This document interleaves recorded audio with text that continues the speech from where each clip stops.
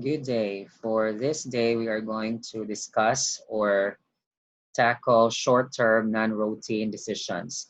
These decisions are made by management. It's just that they are not done on a daily basis or regular basis, hence the term non-routine, but they are done in the short term, so within or less than a year or exactly 1 year, hence short term. So to simplify that quickly, that is short term, non-routine decisions. So we have to take note that in business, even in our daily operations, we make decisions once in a while and every now and then. So decision making is eminent and prevalent and existing in businesses. And without these decisions, so businesses wouldn't grow, businesses cannot expand operations and sustain in the long run. So that's why decision making is a process that is done, but there are just some decisions that because they are routinary, so it seemed automatic when we make decisions, but for the others, they need certain analysis just like for these short-term non-routine decisions. All right, so cute picture for the start of the chapter, like there are some breads there. Anyway, so probably that could be a case wherein shall we sell special products for the company so we do not sell them regularly. So what can be used as way to decide special sales? And perhaps we can tackle that in this particular source. So this is short-term non-routine decisions, our third topic for the semester. Then to continue with our discussions, so this is our next part of the PowerPoint, and these are our objectives or our learning outcomes. After reading this chapter, you as learners or students should be able, you can explain why decision making requires information not included in regular accounting reports. So as said, there are some decision making processes that wouldn't be done regularly or routinary, and hence this chapter. Second is what costs and revenues are relevant to decisions. So that's why for some authors or books, this chapter is called differential cost accounting or relevant costing or cost accounting. So there are a lot of terms associated with this. Then we analyze the quantitative factors relevant to typical decisions. Actually, for the factors in decision making, these can be quantitative and qualitative. It's just that it is easier to analyze quantitative factors because we just have to do the mathematical operations and we get the amount, and in that case, we would be advantageous.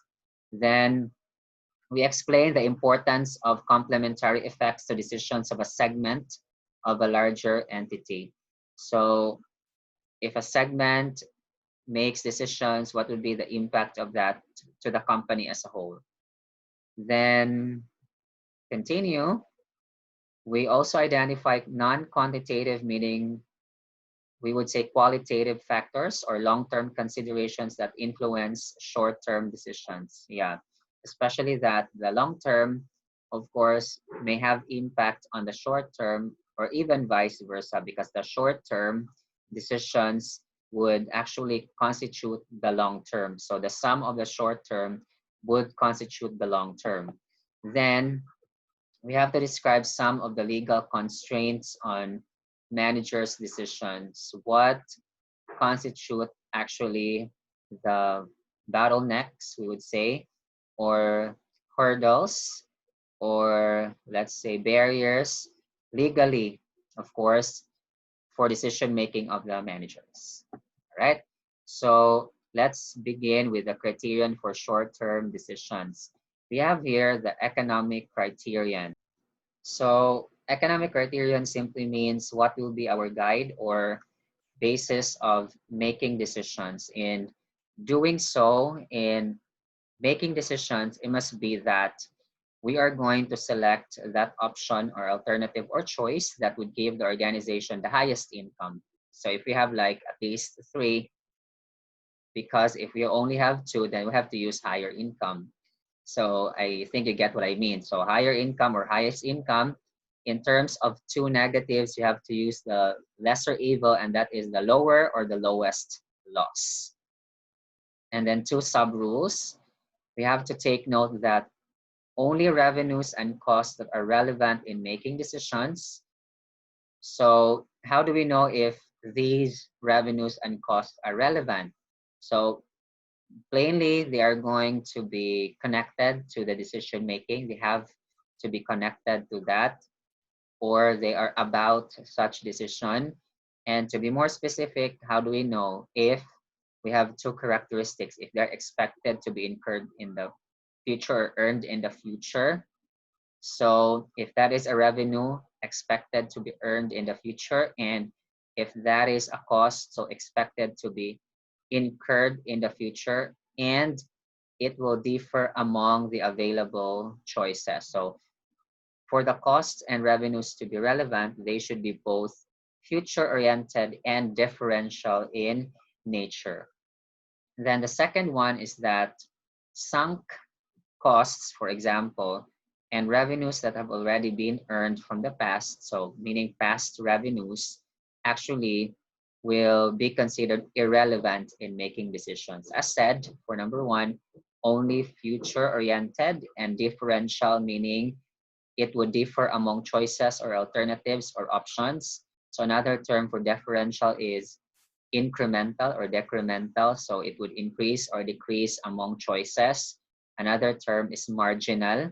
So that is on the margin, meaning it would have impact on the sides or additional or extra costs and revenues.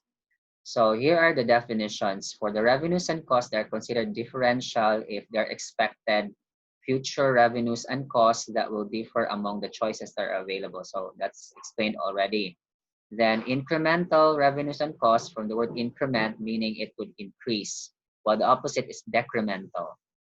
Then another term will be the sunk costs, which have been explained also for sure in other subjects that we have, wherein these are the costs that are already incurred and sunk because they can no longer be recovered no matter what. So they will be the same no matter which alternative or choice a manager selects. Then examples would be, let's say, the book value of an equipment that was purchased years ago. So whatever book value of that equipment is, we can never do anything about it. So it is already sunk. Although we have to be careful because on some occasions, this book value may be relevant on, again, certain situations or circumstances. So you will know that in the future time, but probably not in short-term non-routine decisions, but in capital budgeting. So that is also one subject that you will have in the future time. All right. So original purchase price of building. If let's say the building was constructed 20 years ago, whatever was the price of such, then that is sunk. We can no longer do anything about it. Okay, another set of terms. We also have opportunity cost. So actually it is somewhat contrasting or contradicting, because if you say opportunity, we think of additional income or extra income or marginal income or incremental income. So many terms. And then here's the cost, because actually it represents the income or benefit or gain lost when we choose one action over the other, or when we choose one alternative or choice over the other or others. So the benefits that we would have obtained for those items that we did not select or choose, then they represent opportunity costs. So example of such will be the rental income lost if facility is used for production. So supposedly, let's say there's an area or space of a building, or let's say a certain facility, and then we would have rented that out. However, because we used it for our production process, so we lost the income. The rental income loss is the opportunity cost. Next, typical short-term decisions. So here are some examples of typical or common, as said here. Although in some other sources, again, there could be more, but these are the discussions from the book. So whatever examples here which are illustrated, we have to take note that they are actually at the short term. So we think of 1 year or less. So one of that is to drop or continue a segment. There should have been a choice here. So is it we are going to drop a segment or continue operating the segment? That could be one area. Is it we are going to make or construct our own, or we buy or purchase an already finished or completed product? Or for the joint product, is it that are we going to sell it as it is, or we are going to continue processing it further for an increase of the price? On the other hand, special order means that shall we offer a certain special product, which is not, of course, typically made by us regularly. So when the word special order, special in that sense, so it is of a certain characteristic or type or classification, and it requires additional cost, of course, and would have different pricing for that matter. So shall we do it just in case we are going to have this particular case and the limited supply? So just in case that we have only limited supplies, most especially with our raw materials. So what are the factors? So which should be prioritized then? Let's say we have a lot of orders coming from our customers. So which should be prioritized then? Or of the product? So these are the typical short-term decisions. All right, so one basic example is this one, or this particular situation. Gloucester Visuals recently manufactured 100 specialized workstation monitors for a customer that has since gone bankrupt. So take note, specialized, meaning this is not regularly produced products. Then a customer has gone bankrupt. A rival company has offered to buy the monitors for $12,000. So this is now the incremental revenue or supposedly revenue. The cost to manufacture the monitors was $17,000. So question is, should the company accept the offer? So to analyze, we have the differential revenues at 12,000. The cost is zero, so differential profit is 12,000. Take note that the 17,000, which was the cost to manufacture the monitors, is actually a sunk cost for this particular situation. So whether we decide to sell it or not in this situation, still the cost was already incurred. We cannot do anything about it anymore. So that is why this is the differential profit. Now take note that this is managerial accounting as opposed to financial accounting, wherein you are going to analyze, you might deduct this one. Well, that's another case or situation if you think like overall how much really was the profit. But this one is a case of management accounting perspective. So we have to accept the offer because of an incremental profit of $12,000. So that's how simple it is. Then another example, what if a competitor offers to pay $20,000 for the monitors provided that Gloucester disguises the original logo and makes a few other modifications? So some changes normally could be like logo, color, etc. The production manager estimated the incremental cost of the modifications at $6,000. Take note, 20,000, this is incremental, so an offer from a competitor, and this is the cost that is incremental, so an increase because of the modification. Question would be, should the company accept the offer? So here is our illustration. Take note that if you have it here, just this one. So you may deduct 20,000 minus 6,000, and that's 14,000, right? And if we go back here, so allow me to go back. This is my way of computing for this one. Remember, this is 12,000, correct? So this is 12,000, and then, which means that if the next example is 14,000, so minus 12,000, we get differential profit of $2,000. Or you can use this concept of differential revenues, 20 minus 12, 8 in thousands, and 6,000 minus 0, 6,000. So we get differential profit of $2,000. So decision is we make modifications. Or another way could be like 20 minus 6 is like 14. And then we have 12 again. 14 minus 12 is 2. So that's also another way to do it. All right, so comparison of three methods. If we just throw out the monitors, then we do not get anything. That's 0. But if we sell monitors as is, so we have an incremental profit of $12,000. If we rework and sell it, so we get $14,000.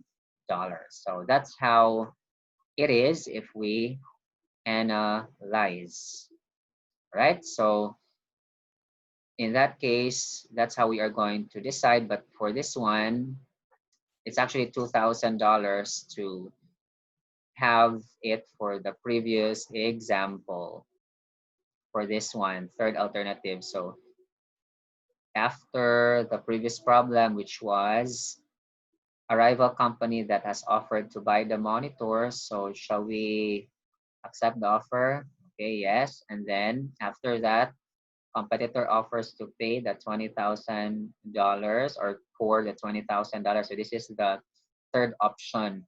So we are going to accept because of the differential profit. All right.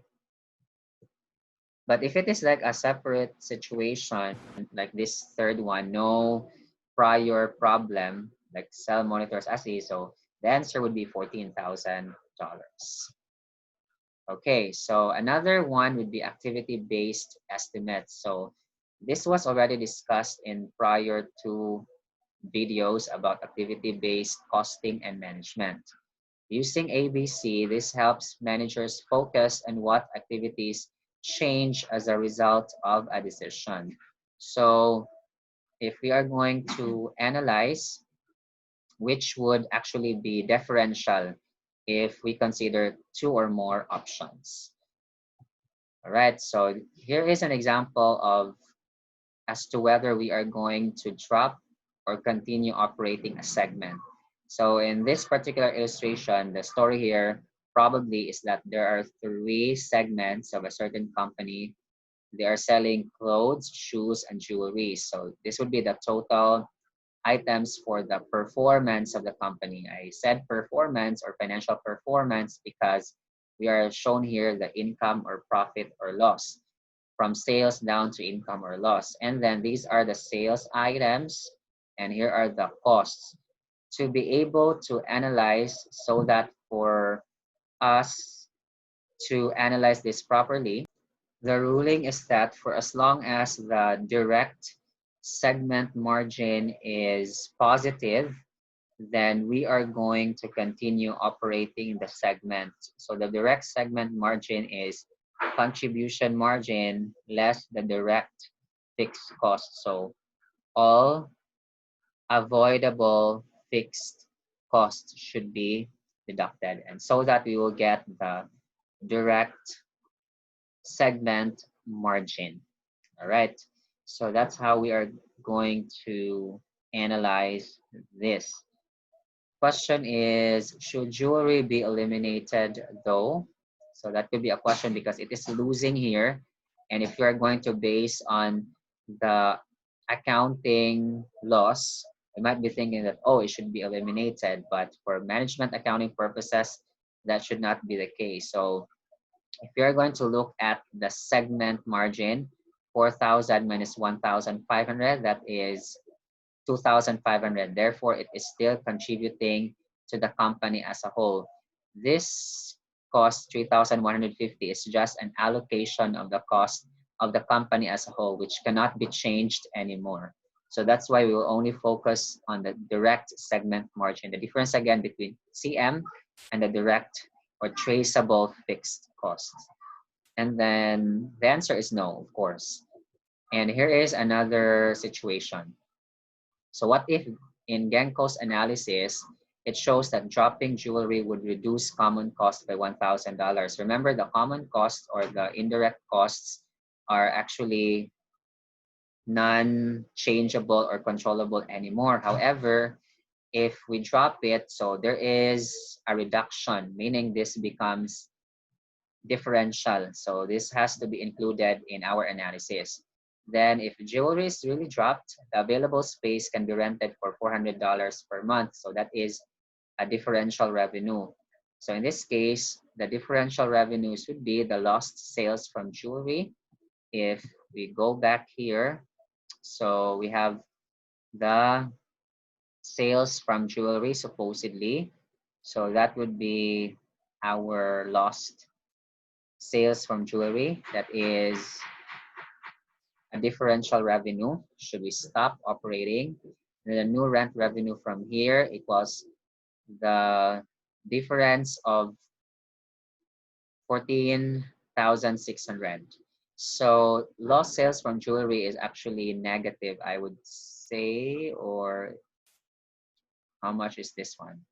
So we have here lost sales from jewelry 15,000 and then the new rent revenue. Okay, so yeah, this is negative and then this is plus new rent revenue. So we have here a negative 14,600. Well, the cost, of course, will be also negative for sure to be able to get the difference. So this is negative, and then we have here, that's the analysis, keep jewelry.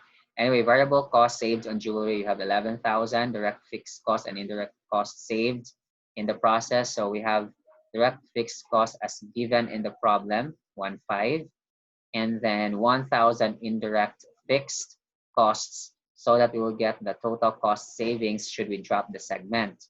And these are two negatives, so for sure, the difference would be a loss, a differential loss of 1,100. So if this is negative and minus the negative, so the negative becomes plus. So negative 14,600 plus 13,500 equals negative 1,100. A differential loss should we drop a segment. So that's why we should keep jewelry segment. That's our analysis.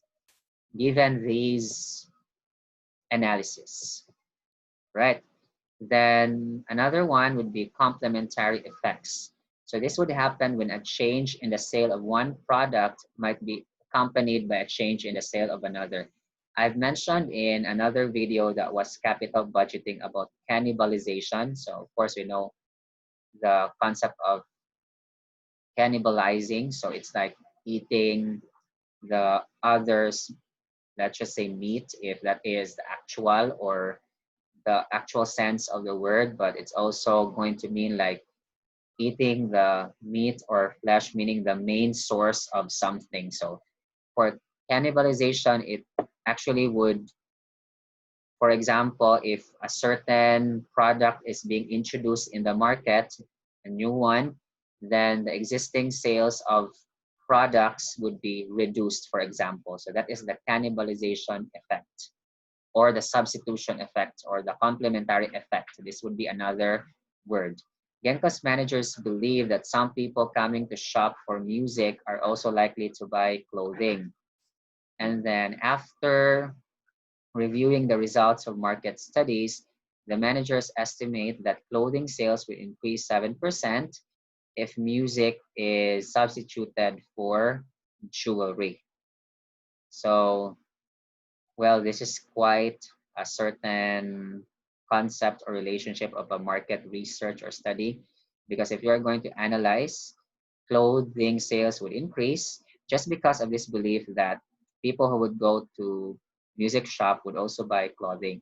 So clothing sales will increase 7% if perhaps we abandon the or we substitute music with the jewelry. Well, this is probably the same company. Should we go back here? So clothing, shoes, and jewelry. If we are going to, for example, add music perhaps as our segment, then it would increase clothing, but it would sacrifice, it would cannibalize, or it would have complementary effect or substitution effect on the sales of jewelry. So that's the point of this complementary effect. So to continue, the decision would be this one, but let's look at the computations. So we have here the differential contribution margin. It would increase from $12,000 and then minus $4,000 prior, that's $8,000. So the question is, where is that coming from? Actually, the contribution margin here, the differential value is $12,000 minus $4,000 equals $8,000. This $4,000 is already given in the problem. All right, so that the result would be $8,000. And then the differential costs in which it would increase indirect fixed costs would be $2,700. So these two items are assumed that because of the prior problem, let's have it again, because of this case here, that because of the belief again that those who would go to music shop would buy clothing and clothing sales will increase by 7% by substituting music for jewelry. So in that case, that would increase the contribution margin by 12,000 and the direct fixed cost would be 2,700 and to be deducted to the existing jewelry contribution margin and direct fixed cost respectively. So these are now the differential amounts so that the differential profit favoring substitution is $6,800. And that's why we will decide that we will substitute music for jewelry. So jewelry's sales will be sacrificed in return. All right. So this is the first part of our discussions about short-term non-routine decisions. Hopefully you learned something and I'll see you next time for part 2 of this series. Thank you very much and God bless.